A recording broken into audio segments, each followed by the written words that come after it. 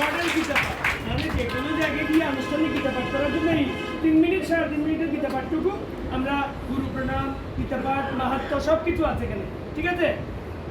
আর আমরা সি থেকে শুরু করিনি, আসলে তোমরা আরো অনেক বেশি এগিয়ে গেছো, অনেক উপরের থেকে করো, ডি শার্প থেকে করেছো। এটা কোথা থেকে করেছো? যেখান থেকে করেছো ডি শার্প থেকে। কোথাও কিবোর্ড থাকলে ওখানে